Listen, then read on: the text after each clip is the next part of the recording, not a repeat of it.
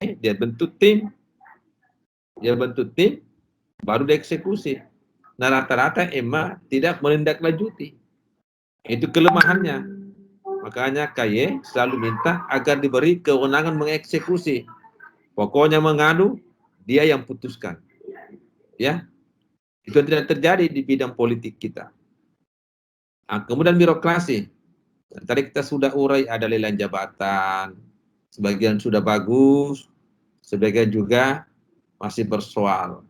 Ya, birokrasi, maaf kalau ada teman-teman ASN di sini, sering orang mengatakan, ASN kita itu selalu mengatakan kalau masih bisa dipersulit, kenapa harus dipermudah?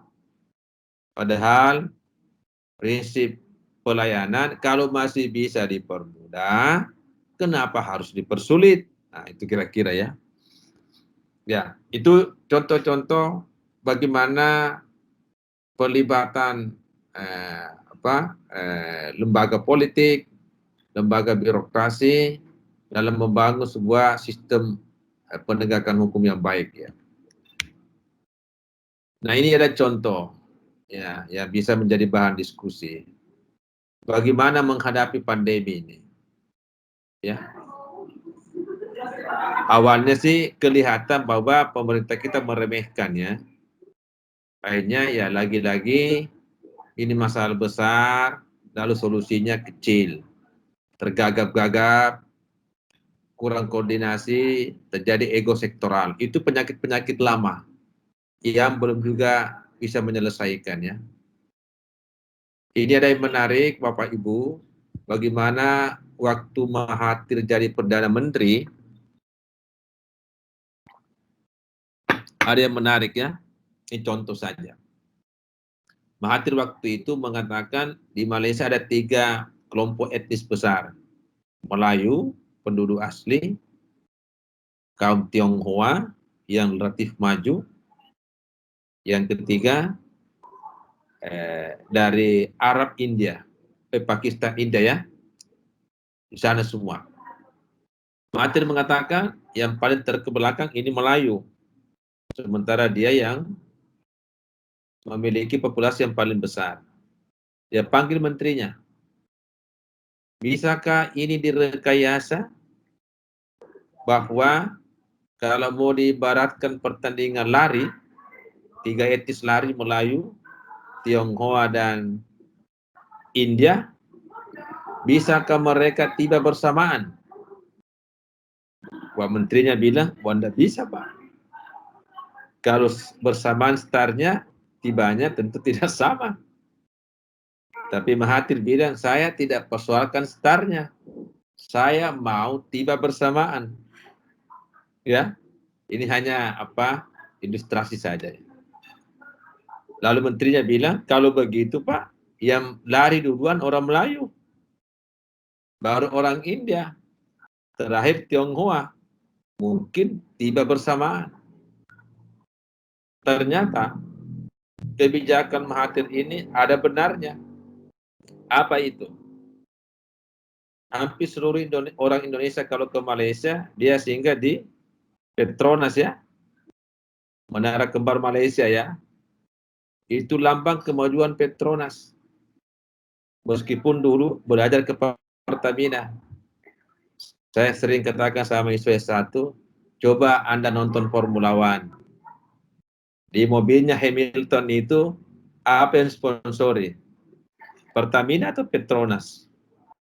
Petronas selalu finish di depan. Dulu ada disponsori Pertamina, tapi Roy Haryanto. Tapi selalu paling belakang. Ya, ini contoh saja ya, bahwa apa yang pernah dilakukan oleh Mahathir itu betul. Yang kedua dulu, waktu dia Perdana Menteri edisi kedua, peninggalan Perdana Menteri yang sebelumnya, ini banyak utang. Mahathir mengatakan, posisi Soekarno dulu, dia bilang, saya tidak mau bayar utang ini. Ya, jadi kalau kau tidak mau bongkar semua bangunanmu, ini juga, ini bukti keberaniannya saja ya. Kalau tidak mau, bongkar saja. Ini utang semua yang saya mau berutang ya. Nah, itu contoh perubahan. Sedikit saya ingin menyetir saja, Fadel Muhammad ini pernah jadi, ini menarik saja ceritanya. Waktu jadi gubernur di Gorontalo, awal-awal pertama jadi gubernur, ada perilaku orang Gorontalo, kalau ada orang Gorontalo di sini. Di Gorontalo itu kalau jam-jam 12 sampai jam 3 toko tutup. Orang pada bobo siang dulu ya. Waktu itu Garuda tidak masuk. Kenapa tidak masuk Garuda? Dianggap tidak maju daerah itu. Sedangkan menurut Fadel, kalau udah masuk Garuda, itu udah maju daerahnya. Gengsi juga. Apa yang menarik untuk kita cerita, lalu Fadel, dia ketemu dengan pimpinan Garuda. Fadel minta masuk ke Gorontalo. Garuda bilang, boleh, tapi seatnya minimal sekian. Kalau tidak cukup, Fadel bilang, saya yang bayar. Kalau tidak cukup, minimal seat saya yang bayar. Pemda yang bayar. Itu dealnya dengan Garuda. Kemudian tidak salah. Sesudah itu Fadel kumpul semua pegawainya. Apa pernyataannya Fadel? Dia bilang, siapa di antara kalian yang belum pernah naik pesawat? Wah, itu bagus juga ya. Siapa yang belum pernah naik pesawat? Ya, ini jalan ini pikirannya bagaimana supaya orang punya pengalaman naik pesawat sekaligus mengisi keterkosongan seat di pesawat Garuda ini. Mungkin beberapa hari ini kan masih adaptasi, belum terlalu banyak. Akhirnya waktu Gubernur Fadel ini kasih SPJ, akhirnya berangkat. Jadi orang naik Garuda, naik pesawat, sekaligus juga terisi standar minimalnya penumpang di Garuda waktu itu. Itu jadi menarik. Ya. Kemudian perubahan lagi lain KPK dengan Undang-Undang Tipikor ini. Ini dulu waktu awal-awalnya dibentuk memang keras dan kencang ya. Pokoknya sapu rata. Ya, enggak peduli menteri apa ya. Dulu kan menteri masih dianggap luar biasa. Waktu datang KPK biasa ya menteri dipanggil tersangka ya. Enggak. Ini sebuah tradisi baru ini. Ya, pokoknya tidak pandang bulu. Ya. Dan seterusnya, dan seterusnya. Ya. Nah, ini yang terbawa teman-teman sekalian. Saya katakan tadi, model-model korupsi kan terus meningkat. Yang awalnya di bawah meja, berkembang di atas meja, lalu diangkat dengan mejanya. Ada yang canggih sekarang, merancang dulu bikin meja. Jadi didesain dulu bikin meja ya, baru kita ambil. Ya. Ada sebuah daerah, ketika dia jadi kepala daerah, disuruh keluarganya beli tanah ya, keluarganya beli, dia suruh saja ya, duit dari dia. Jadi pribadi bupati beli lahan atas nama keluarga, atas nama jabatan dia tunjuk lokasi pembangunan bandara yang baru di sekitar lahan dia. Nah, ini namanya korupsi by design, kebijakannya yang korup. Ya. Nah, takutnya 62% menurut data KPK kasus korupsi itu didominasi izin tentang lingkungan dan pengelolaan sumber daya alam. Bagaimana modusnya? Modusnya ada cukong itu memberikan biaya awal kepada proses pilkada. Setelah terpilih, ya, dia menagih untuk dibayar. Bagaimana alat bayarnya? Alat bayarnya bukan uang. Kepala daerah menerbitkan izin lingkungan yang tanpa melalui proses-proses yang semestinya. Jadi izin-izin itu dalam temuan KPK itu dipakai alat bayar, bukan untuk mengendalikan lagi lingkungan. Nah, itu praktek-praktek terjadinya perubahan-perubahan di masyarakat kita ya. Nah, selanjutnya karena hukum sebagai alat perubahan. Lalu pertanyaan, lalu kalau begitu ini kan terus berkembang buat anak pinak, ya. Bagaimana cara memiskinkan koruptor ini? Dulu NU pernah bilang, tapi kencang sekali ya, masih hidup Gus Dur. Kalau begitu jangan disolati. Itu mayat koruptor itu. Ah, tentu tidak boleh juga, karena orang semua berdosa. Ya. Ada juga usulan bikin penjara di dekat pintu mall ya, sehingga orang semua bisa lihat kalau masuk. Oh, itu pelanggaran HAM lagi. Ya. Karena itulah kemudian seluruh rancangan undang-undang yang akan dibawa ke DPR, tapi terkait dengan bagaimana menjerat korupsi. Misalnya, undang-undang tentang perampasan aset, tentang misalnya undang-undang tentang pembatasan belanja tunai, itu enggak lolos-lolos. Kenapa enggak lolos-lolos? Karena menurut yang kita amati, itu bisa menjadi bumerang yang membuatnya jadi jarang diloloskan. Padahal itu punya potensi untuk memiskinkan koruptor. Ya. Jadi sebenarnya banyak ide dari luar, tapi susah masuk ini. Ya. Meskipun persoalannya besar. Nah, ini hanya candaan ini Bapak Ibu ya. Pernah di Lok Sumawe itu mau diatur tentang bonceng-membonceng ya. Nah, dikatakan di rancangan perdanya, ini kan masyarakat melakukan syariat Islam ya.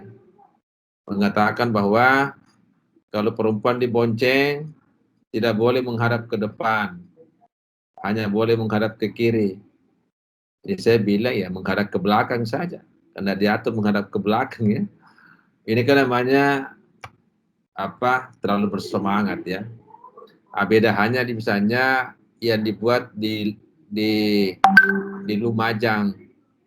Di Lumajang itu baik daerah santri, tetapi juga langganan banjir.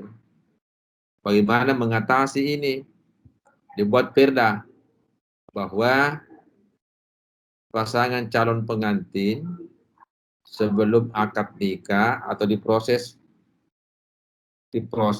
harus menyiapkan masing-masing satu pohon penghijauan. Itu untuk mencegah banjir barangkali ya. Pohon penghijauan. Satu-satu. Terus kalau cerai bagaimana? Mesti dicabut. Kalau 30 tahun baru cerai, tentu tidak bisa dicabut. Nah, tentu dibuatlah aturan lain. Menyiapkan masing-masing 5 pohon penghijauan. Nah, ini kan nilai Islam ya, atau agama lain juga, permudah kawin, persulit cerai. Ya. Nah, kemudian dulu ada anggota DPR di Jawa Timur mau buat perda tentang nama-nama anak. Wah, susah ini. Ya. Susah ya. Jadi ini kan tidak masuk akal ini. Kemudian sistem peradilan tadi kita singgung. Ya. Bagaimana kita membuat peradilan yang tadi contoh MK dengan MA dua-duanya di Indonesia. Nah, kenapa kita pilih yang lebih murah, lebih cepat? Ya, apalagi perbandingannya dengan negara-negara maju. Kemudian desain pemilu. Nah, tadi kita katakan kalau kita bandingkan Indonesia dengan negara-negara maju, dilihat proses pemilunya, kita mungkin lebih kaya dibanding mereka.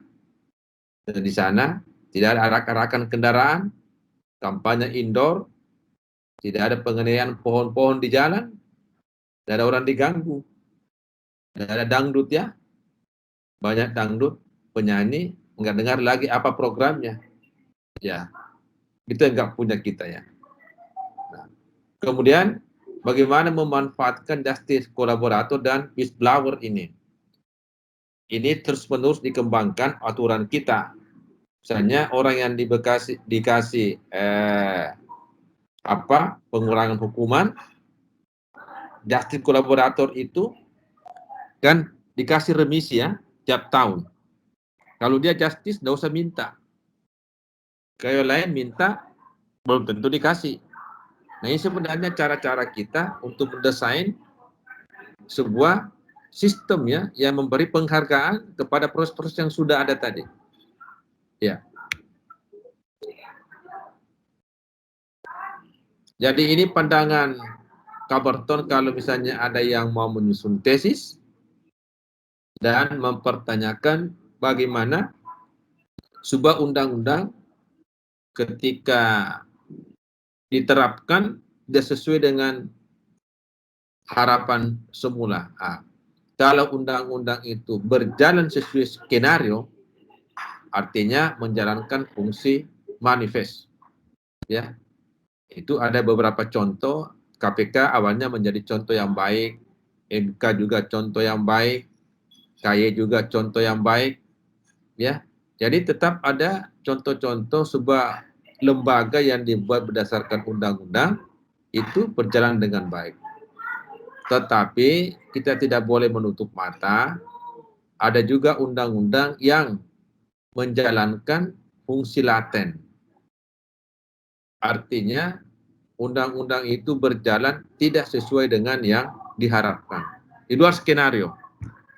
Ya, itu menurut Robert Camerton ya. Nah, ini ada contoh kalau kita mau mengamati telah sosiologisnya, ya, apakah sebuah undang-undang itu efektif? Teman-teman sekalian, efektif itu dapat dipahami kalau sebuah target sesuai dengan realisasi. Kenapa kita mengatakan bahwa tidak pernah sekalipun DPR itu memenuhi targetnya membuat undang-undang, jadi dipandang tidak efektif. Nah, targetnya selalu di atas 50 tiap tahun bikin undang-undang, yang sampai tidak pernah dibawa di atas 50%. Dianggap tidak efektif.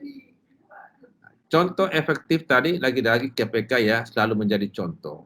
MK, KY. Kemudian dari segi sosiologi ada undang-undang yang kita persoalkan bahwa ada kekuatan-kekuatan di balik pembuatan undang-undang itu. Kita baca sejarah ya. Dan keadaan-keadaan pada saat undang-undang itu dibuat. Misalnya undang-undang perbankan dulu ya. Kenapa hak nasabah penyimpan dana waktu itu berada di urutan ketiga dalam rangka pengembalian dananya bank yang dilikuidasi. Masih lebih rendah daripada pegawai. Sedangkan bank itu tumbuh jalan karena dana disimpan ini. Nah, jadi ini kan yang buat yang rancang ada para bankir. Ya. Kemudian kalau kita lihat sejarah undang-undang HAM menarik juga. Kenapa? Dua pilihannya. Pelanggar-pelanggar HAM di Indonesia dibawa, diadili di luar atau bikin undang-undangnya. Ada tekanan. Ya, dibawa ke luar negeri di Den Haag atau kau adili sendiri dengan undang-undang, bikin undang-undang. Ada kesan seperti itu. Kemudian undang-undang itu bisa menyelesaikan konflik, misalnya MK. Tadi kita katakan dulu presiden berhadapan-hadapan dengan DPR, MPR. Tidak ada solusinya, jatuhlah Gus Dur. Nah, setelah ada MK, ada selisih bawa ke MK, bukan bawa ke MPR. Ya. Nah, banyak undang-undang tentang lahirnya kabupaten provinsi. Nah, Bapak Ibu, menurut Undang-Undang Pemekaran Daerah, ada banyak pertimbangan sebuah daerah dimekarkan. Ya, daya saing lah, jumlah penduduk lah, mobilitasnya, dan sebagainya. Tetapi kemudian, banyak daerah ini mekar justru menjadi beban. Bahkan ada kabupaten di Aceh, bukannya surplus, tapi dia menjadi berutang. Di mana dimekarkan malah menjadi beban. Karena terlalu banyak pertimbangan politiknya dibanding pertimbangan-pertimbangan yang bersifat strategis itu. Ya. Nah, jadi ada contoh di Papua dulu, ada kabupaten mau dimekarkan. Kenapa? Karena ketika kabupaten ini 20 besar, masuk masing-masing kirim calon bupati. Satu pulau besar kalah bupatinya, tidak mau bergabung dengan kabupaten lain. Terus berkonflik. Lalu pemerintah memberikan solusi, kalau begitu bikin saja kabupaten baru. Ya, jadi ada juga yang seperti itu. Makanya menurut data Depdagri, di atas 80% daerah yang pernah dimekarkan itu belum bisa mandiri. Ya, karena ketika dibikin betul-betul tidak berdasarkan kajian yang memadai untuk menjadi sebuah daerah yang mandiri. Ya, hanya karena kepentingan situ banyak proyek barunya, proyek bangunannya dan seterusnya. Ya. Itu untuk pembuatan undang-undangnya. Bagaimana dengan pengadilan? Nah, pengadilan tadi kita sudah cerita, itu banyak soal ya. Ini kan banyak aktor di dalamnya ini. Ya, ibarat pabrik, pengadilan itu sebuah proses ya, jadi tergantung kepada inputnya, masukannya. Kalau masukannya bagus, mesinnya bagus, tentu luarannya akan bagus. Biar ini bagus masukannya, pabriknya jelek akan menjadi jelek. Jadi pabrik pengadilan ini menentukan orang-orangnya, aktor-aktornya di dalam. Menurut Oliver Wendell Holmes, seorang hakim agung terkenal di Amerika, hakim itu paling tidak memiliki 3 kapasitas yang penting. Pertama, menguasai hukumnya. Memang harus cerdas hakimnya, ya, menguasai hukumnya. Yang kedua, menguasai gagasan-gagasan besar sebuah bangsa. Contoh di Indonesia, gagasan besar itu kita mau memberantas korupsi, narkoba, kekerasan seksual, terorisme, pelanggaran seksual, kemudian kejahatan lingkungan. Itu kasus besar. Jadi perlu hakimnya memiliki pengetahuan seperti itu. Jadi ketika memutus perkara, jangan jauh antara aspek formalitasnya dengan aspek sosiologisnya, kemanfaatannya. Ya. Kita pernah teringat waktu Artijo ditanya, wawancarai, kenapa Bapak ini kalau memutus korupsi selalu lebih tinggi daripada putusan sebelumnya? Apa jawaban Artijo yang saya masih ingat? Dia bilang, kita kan sekarang berperang. Loh, apa senjata yang kau pakai? Saya ini hakim, senjata saya palu. Jadi dengan palu itu saya menyatakan perang. Perang itu berarti bukan menurunkan, tapi menaikkan. Ya, meskipun pada akhirnya hari-hari terakhir ini seluruh hampir ya, mungkin akan seluruh ini putusan-putusan Artijo itu dikoreksi melalui PK. Dan 23 sudah keluar, semua turun. Termasuk Anas yang terakhir kemarin ini. Turun semua. Menurut saya itulah kelemahan sistem peradilan kita, karena hakim kita menggunakan kebebasan. Di negara-negara common law itu tendensi kasus yang sama, menggunakan undang-undang yang sama, sebaiknya diputus sama. Jangan jauh disparitasnya, jangan jauh perbedaannya. Kasusnya sama korupsi, modusnya sama, undang-undangnya sama, peradilannya sama, kok putusannya beda. Nah, ini bisa mengganggu kepastian, keadilan, kesadaran hukum. Itulah pengadilan kita yang selalu berhadapan-hadapan dengan hal-hal yang substansial dengan hal-hal yang formal. Dia mengatakan hakim itu mandiri, tidak bisa diintervensi, hakim itu bebas. Itu formal, tetapi dalam kenyataannya hakim kan sebagai penegak hukum dan keadilan. Ada kata dan Jadi kalau memutus perkara sesuai hukum itu baru menegakkan hukum. Sedangkan keadilan itu belum tentu ada di undang-undang itu. Bahkan dalam teori hukum dikatakan hakim boleh melanggar ini. Artinya tidak mengakui undang-undang itu. Bahkan sebaliknya yang dia lakukan. Kalau memandang undang-undang itu tidak ada keadilannya, dia bisa langgar. Tapi dalam kenyataannya, berapa sih hakim yang punya keberanian seperti ini? Bukan cuma berani, tapi juga kemampuan intelektualnya. Jangan hanya asal berbeda. Tentu harus kuat legal reasoningnya. Harus kuat alasan-alasan yuridisnya untuk menyatakan ini undang-undang melanggar keadilan. Yang rata-rata kita sering lihat merujuk ke pasal ini, pasal itu, pasal itu. Jarang kita mengatakan, nih saya bertentangan dengan ini, makanya saya naikkan putusannya. Itu jarang.